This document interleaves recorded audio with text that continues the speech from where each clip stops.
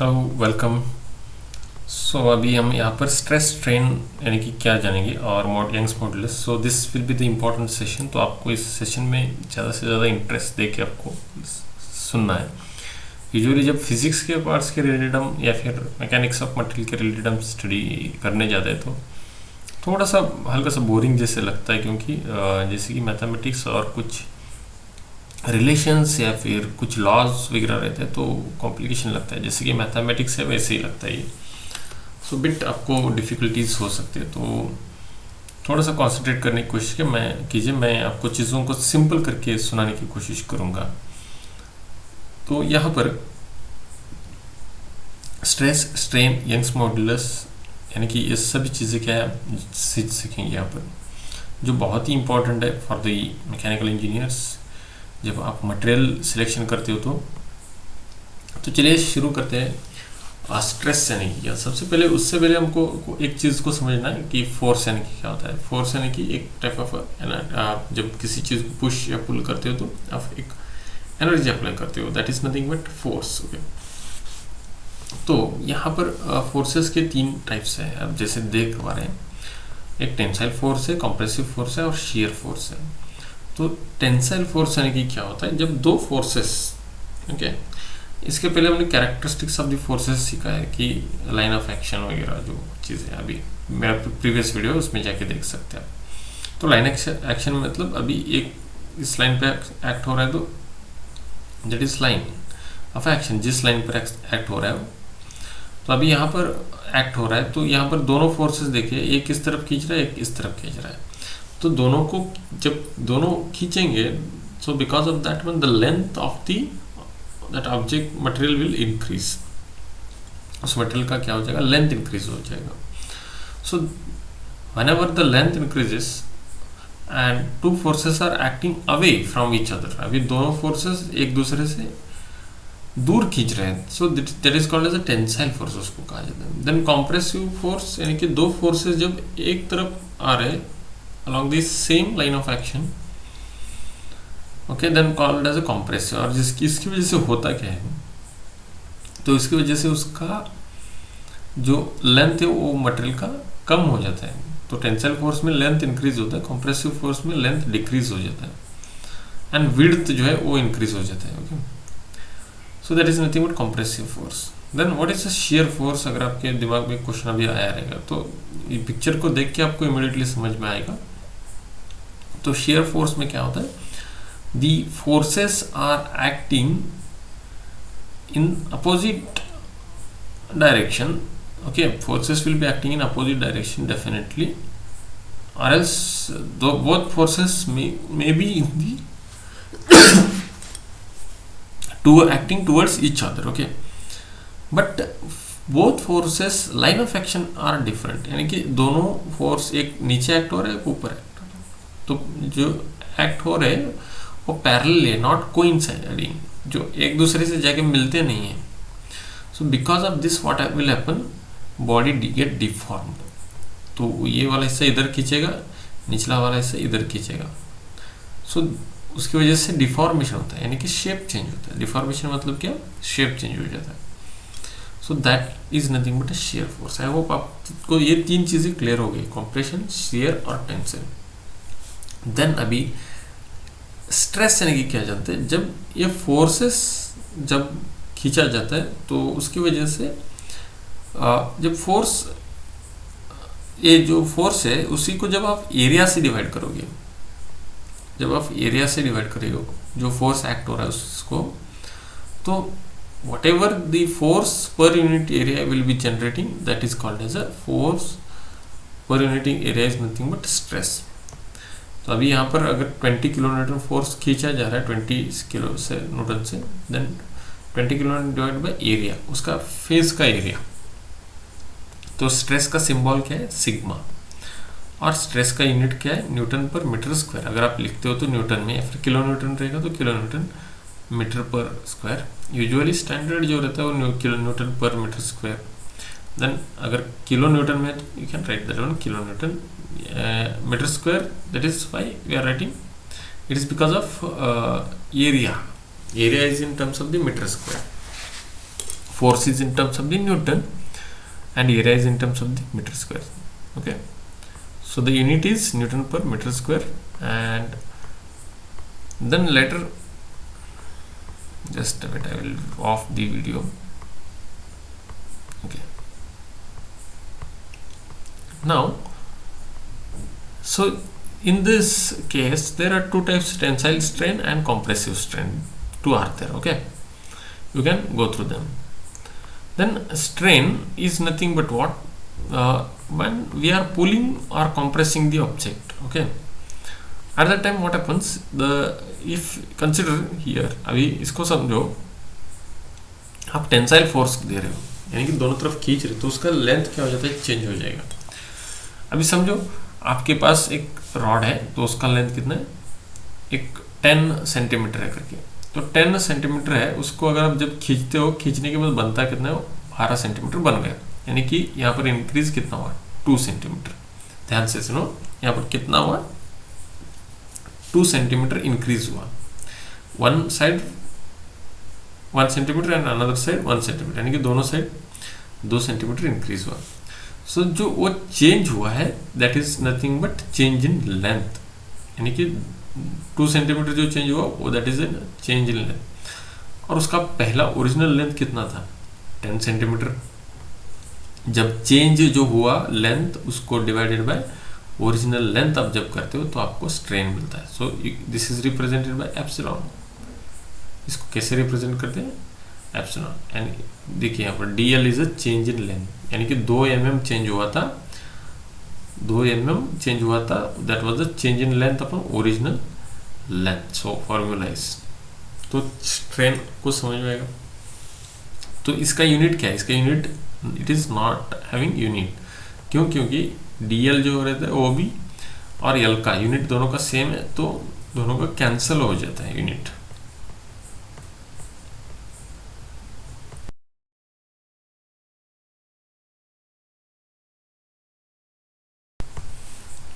और अभी यहाँ पर अभी नेक्स्ट जो है वो स्ट्रेस स्ट्रेन कर्व, यानी कि क्या, अब जब भी किसी मटेरियल का एक टेंसाइल टेस्ट या फिर कंप्रेशन टेस्ट करते हो, तो स्ट्रेस और स्ट्रेन उसका आप निकाल सकते हो.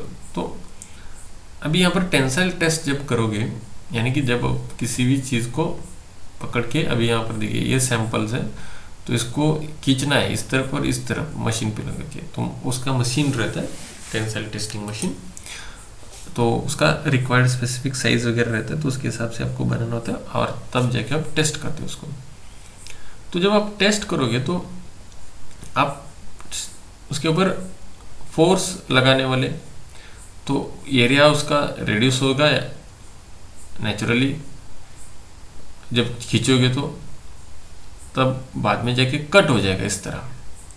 ओके, तो उसका बिहेवियर जो है, यानी कि स्ट्रेस और स्ट्रेन का जब ग्राफ ड्रॉ करोगे तो किस तरह बनता है, तो ये अलग अलग होते हैं हर चीज़ के लिए. तो अभी ये जो ग्राफ है, ये माइल्ड स्टील का ग्राफ है, इस तरह बना है. टेंसाइल टेस्ट करोगे तो अभी यहाँ पर देखिए ब्रिटल मटेरियल का इस तरह है, और डक्टाइल मटेरियल का ग्राफ इस तरह बनता है, डक्टाइल जो भी मटेरियल है उसका. तो this is specifically for the mild steel material का ये जो है ग्राफ है.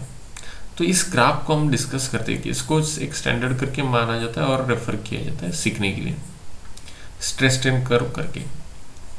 तो माइल्ड स्टील का है. तो इसमें कौन से इस ग्राफ में लेवल्स या फिर जो बनते हैं वो कौन से बनते हैं, प्रोपोर्शनल लिमिट रहता है, इलास्टिक लिमिट रहता है, यील्ड पॉइंट रहता है, अल्टीमेट स्ट्रेस पॉइंट, फ्रैक्चर और ब्रेकिंग पॉइंट, ऐसे अलग अलग लेवल्स होते हैं. तो इनिशियली जो है ये starting, so this is proportional limit, यानी कि जब भी आप एक रॉड को जब टेंसाइल टेस्टिंग में पुल करते हैं नहीं, तब उसका स्ट्रेस और स्ट्रेन दोनों भी साथ में ही बढ़ते हैं, इक्वली बढ़ते हैं, साथ में और इक्वली बढ़ते हैं. तो इक्वली जब बढ़ते हैं तो उसको बोला जाता है, सो दिस पोर्शन को proportional limit. Then elastic limit, मतलब इसके आगे क्या होता है, इलास्टिक लिमिट के आगे, यानी कि इसके आगे ये पॉइंट यहाँ पर खत्म हुआ, इसके आगे यहाँ से यहाँ तक. इलास्टिक लिमिट में उसका जो जब आप खींचते हो तो छोड़ दोगे तो वापस वो अपना ओरिजिनल शेप में जा सकता है। बट इलास्टिक लिमिट के आगे, अभी इस लिमिट के आगे अगर आप उसको खींच दोगे तो उसका एक बार वंस उसका शेप चेंज हो जाएगा तो वापस रिगेन नहीं करता, डिफॉर्म होते जाता है, उसका शेप चेंज होते जाता है और फाइनली जाके कट हो जाता है। देन यील्ड पॉइंट, यानी कि यील्डिंग पॉइंट में क्या होता है, यहाँ पर ये जो है ये अपर यील्ड पॉइंट और ये लोअर यील्ड पॉइंट। तो यील्ड पॉइंट में क्या होता है, उसका लेंथ जो है वो इंक्रीज होता है, यानी कि स्ट्रेन उसका इंक्रीज होता है बट स्ट्रेस इंक्रीज नहीं होता, यानी कि लोड इंक्रीज नहीं होता है, अपने आप लोड इंक्रीज हुए बिना ही उसका लेंथ इंक्रीज होना शुरू हो जाता है। सो that is nothing but what, yield point, उसको यील्ड पॉइंट कहा जाता है। तो उसमें दो पॉइंट्स है, एक अपर यील्ड और लोअर यील्ड। ओके, देन उसके बाद क्या हो जाता है, अल्टीमेट स्ट्रेस पॉइंट, यानी कि जहां पर सबसे ज्यादा वो स्ट्रेस विथस्टैंड कर सकता है। और फाइनली उसके बाद उसका डिफॉर्मेशन बढ़ता है बट और लोड कम होते जाता है, यहाँ पर लोड कम होता है, स्ट्रेस कम होते जाता है और फाइनली जब एंड पॉइंट पे जाके फ्रैक्चर हो जाता है। तो अब जब डायग्राम पूछा जाए एग्जाम में तो आपको ये डायग्राम डाल के इन चीज़ों को एक्सप्लेन करना होता है। So this is for the mild steel. Okay, generally stress strain curve पूछा जाए तो आपको यही ड्रॉ करना है, and this is for the mild steel करके भी स्पेसिफिकली पूछा जाए तो भी आपको यही ड्रॉ करना है। सो देन अगर if they ask for any other material stress strain, then आपको you can draw this one general. So this is brittle material and this is ductile material. तो this is the diagram of a specimen जो cut होने के बाद ऐसे आपको दिखेगा। यहाँ पर कप एंड कोन शेप का एक, जैसे आपका कप होता है ना उसी तरह कप और आइसक्रीम को कोन रहता है ना उसी तरह वो एक शेप बनाता है और फाइनली जाके कट हो जाता है। तो इसीलिए जब भी आपको पूछा जाए सो कट का होता है तब कैसे हो जाता है, तो इट फाइनली आपको आंसर करना है, finally it will form the cup and cone shape and then it will going to break. Then इन्हीं चीज़ों को रिलेट करके एक चीज़ है जो हुक्स लॉ और यंग्स मॉड्यूलस करके, तो जानते हुक्स लॉ यानी कि क्या और यंग्स मॉड्यूलस यानी कि क्या।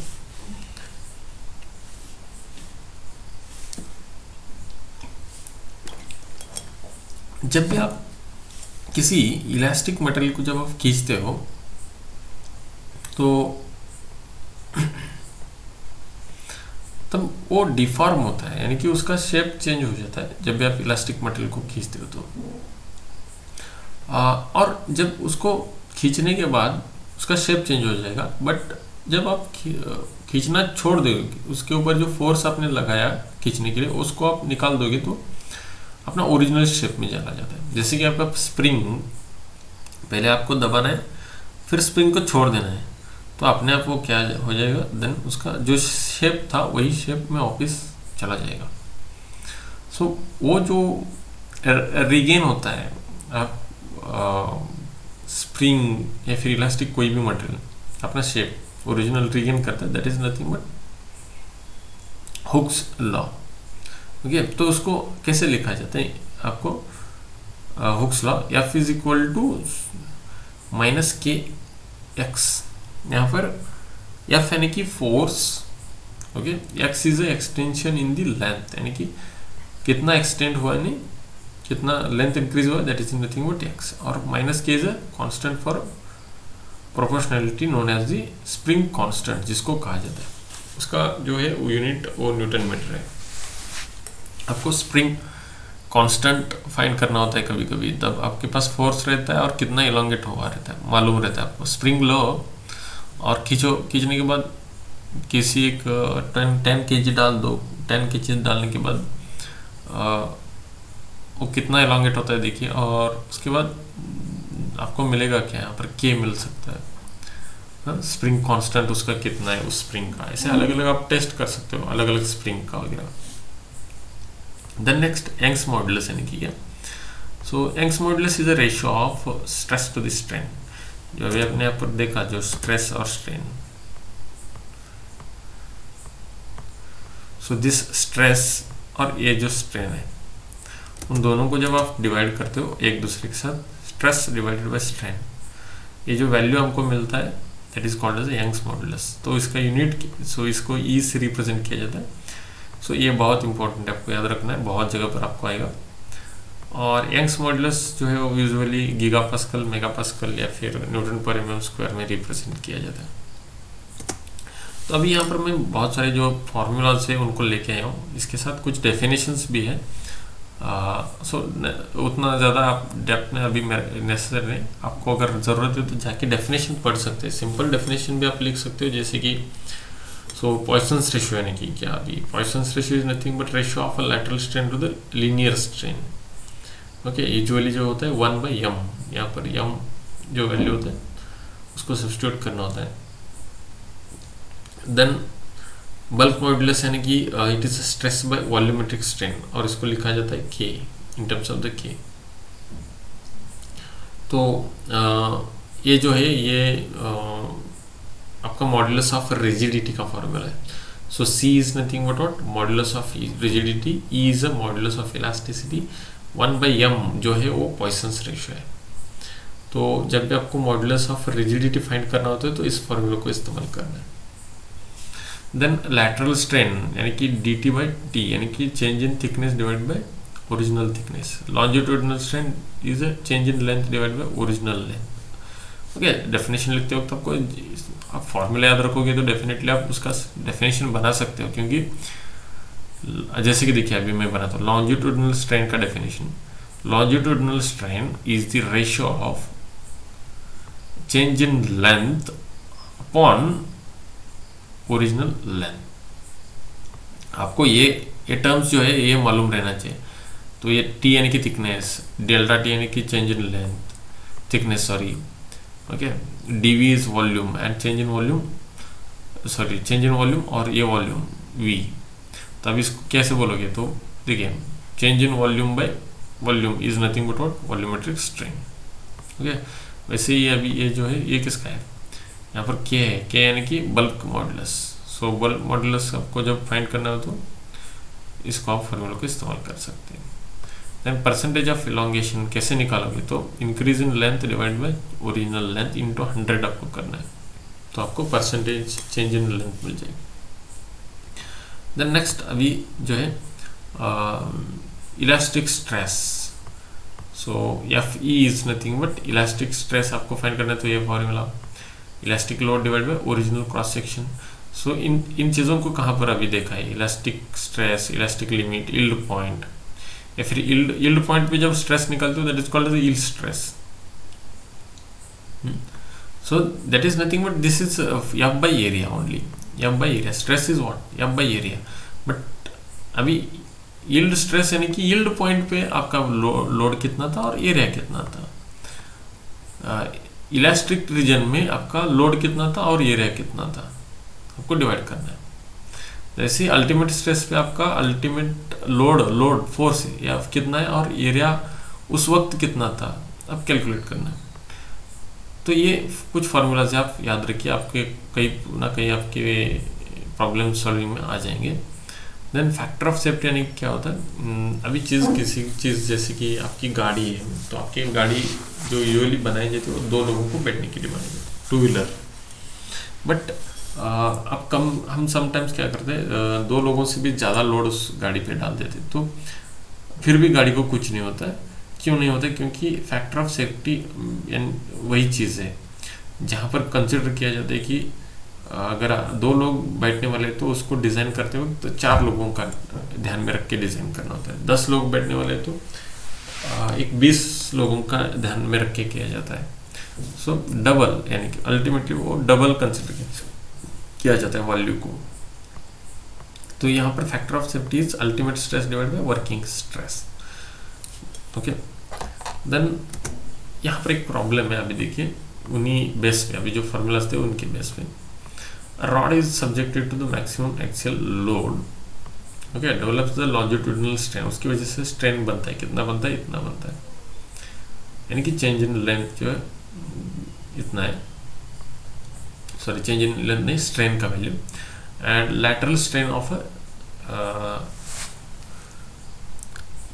0.0075 एंड स्ट्रेस कितना है 500 and calculate the Young's modulus, Poisson's ratio, modulus of rigidity, bulk modulus करके पूछा। सो लॉन्जिट्यूडिनल स्ट्रेन का वैल्यू है ई, सी और के को हमको फाइंड करना है, और लैटरल स्ट्रेन दिया है। तो पॉइसंस रेशियो आप कैसे फाइंड करते हैं? Poisson's ratio is nothing but 1/m। Okay, is it not 1/m? या फिर आप उसका और एक डेफिनेशन है, कौन सा है? Lateral strain to the longitudinal strain. तो यहाँ पर लैटरल स्ट्रेन कितना है? 0.0075 और लॉन्जिट्यूडिनल स्ट्रेन यहाँ पर सब्स्टिट्यूट किया तो उसका आंसर कितना है? 0.3। तो वही अगर यूटिलाइज करके आपको मालूम है 1/m इज इक्वल टू 0.3, तो m इसको 1/m इज इक्वल टू 0.3, तो यहाँ पर m का वैल्यू निकालना है आपको। 1/m इज इक्वल टू 0.3 मतलब m जब उस तरफ जाएगा तो मल्टीप्लाई हो जाएगा, और 0.3 इधर नीचे आएगा तो डिवाइड बाय हो जाएगा, इस तरफ आएगा तो डिवाइड बाय, यानी कि वही equation m is equal to 1/0.3। और जैसे कि मैं यहाँ पर ड्रॉ करके दिखाता हूँ क्योंकि आपको समझना ज़रूरी है। तो यहाँ पर 1/m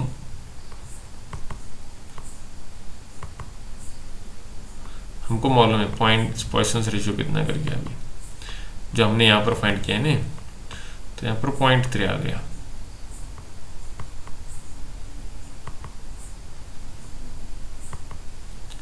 is it right?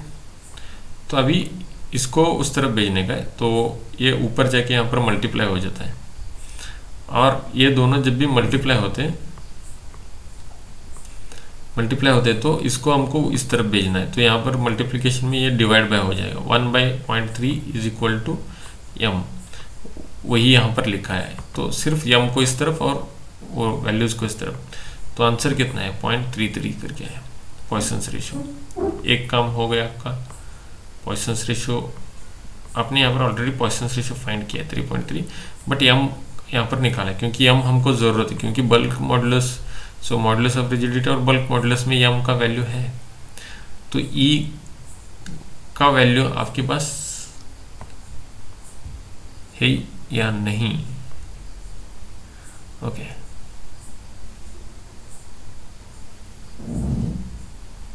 Okay आपके पास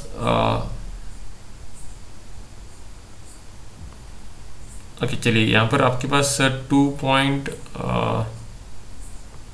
यंग्स मॉडुलस आपने यहाँ पर लिखा है, निकाला है। ओके, 2.2 इंटू 10⁵ जो वैल्यू है उसको निकाला है आपने। तो यहाँ पर m वैल्यू है आपके पास, सब्स्टिट्यूट करोगे, e वैल्यू सब्स्टिट्यूट करोगे 2, और उसके बाद आपका क्या है, ये वैल्यू सब्स्टिट्यूट किया, देन फाइनली आप क्या करोगे, ये वाला वैल्यू आपका आंसर आ गया, न्यूटन पर mm², यानी कि बल्क मॉडुलस आपका आ गया। उसके बाद same, so modulus of rigidity आ गया, बल्क मॉडुलस भी आपको सेम उसी की तरह मिलता है। तो आपने जो फार्मूलाज देखा यहाँ पर, वही फार्मूलाज को यूटिलाइज करके आपने कैलकुलेट किया। ओके, एक प्रॉब्लम मैंने ये डिस्कस किया, और एक प्रॉब्लम यहाँ पर है जिसके अंदर कहा गया एक रॉड है, तो उसके डायमेंशंस जो है वो 20 mm और 20 इंटू 20 mm का है, और जिसके ऊपर एक लोड एक्ट हो रहा है, कितना, 50 किलो न्यूटन का, और थिकनेस उसका 5 mm है। ओके, ई उसका 2 इंटू 10⁵ है, और यल जो है वो टोटल 1000 mm है। 1 मीटर है, पर उसको कन्वर्ट करके ले तो 1000 mm बन गया। तो यहाँ पर अभी हमको फाइंड करना है स्ट्रेस, स्ट्रेन और एलोंगेशन dl। सो dl कैसे फाइंड करोगे आप? तो स्ट्रेस फाइंड करना आपको मालूम है, या बाई ए या फिर p से भी रिप्रेजेंट किया जाता है फोर्स। तो फोर्स कितना है? 50 किलो न्यूटन। 50 इंटू 10⁵ क्यों किया? क्योंकि हमको किलो न्यूटन को न्यूटन में कन्वर्ट करना, तो न्यूटन में कन्वर्ट करने के लिए 10⁵ ऐड करना पड़ता है। 50 है यहाँ पर, बट उसको 10⁵ किया तो वो न्यूटन बन गया, और डिवाइड बाई एरिया कितना है? 500। तो एरिया को कैसे फाइंड करना है? तो एरिया फाइंड करने के लिए आपका ये जो है, ये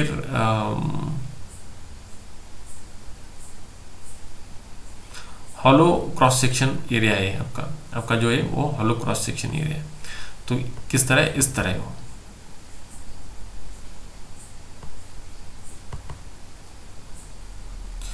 तो आपका एरिया जो रहेगा वो क्या रहेगा, ए रहेगा, ये वाला।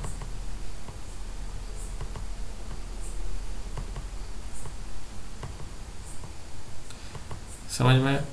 तो पहले इसको मल्टीप्लाई करना है, ये जो आउटर एरिया है उसको, ये 30/30 है। सो दिस इज 30/30 और ये अंदर वाला है 20/20, उसको माइनस करना है उसके अंदर से। तो आपका एरिया कितना है 500 mm²। तो 500 mm² डिवाइड, सॉरी इसको डिवाइड करना है। तो आपको पहला स्ट्रेस मिला इतना, strain change in length upon original length, change in length उन्होंने दिया है शायद, सो चेंज इन लेंथ नहीं है आपके पास,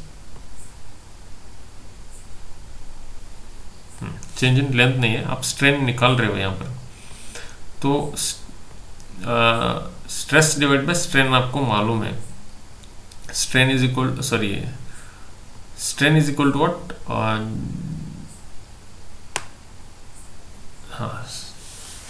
यहाँ पर देखिए, अभी थोड़ा सा आपको क्लियर करता हूँ, ये डायरेक्टली लिखा है उन लोगों ने। तो यंग्स मॉडुलस यानी कि क्या, E इज इक्वल टू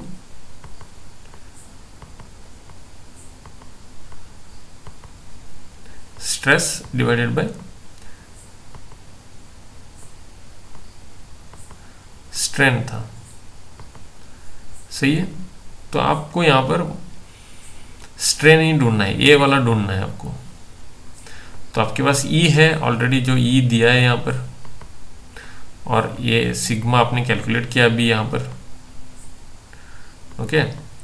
तो इसको इस तरफ भेजना है, यानी कि मल्टीप्लाई हो जाएगा, ये मल्टीप्लाई होने के बाद E जो है वो इधर आएगा। तो वो इक्वेशन यहाँ पर उन्होंने डायरेक्ट लिखा है। तो स्ट्रेस कितना है 100 Nm², स्ट्रेन कितना है 2 × 10⁵, ओके। ये हो गया, स्ट्रेन मिल गया आपको। और स्ट्रेन में से आपको चेंज इन लेंथ ढूंढना है। तो ओरिजिनल लेंथ, अभी स्ट्रेन यानी कि क्या, तो यहाँ पर देखिए उसका फॉर्मूला कैसे, ऐसे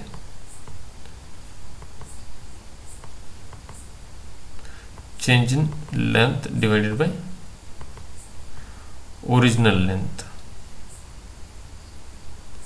ओके। तो यहाँ पर आपको इसको ढूंढना है। तो ये जब उस तरफ जाएगा तो E और L मल्टीप्लाई हो जाएगा, वही यहाँ पर देखिए स्ट्रेन और L, सॉरी E नहीं, एप्सिलॉन और T दोनों मल्टीप्लाइड है यहाँ पर। तो स्ट्रेन आपके पास ऑलरेडी है, चेंज इन लेंथ जो, सॉरी ओरिजिनल लेंथ 1000 है।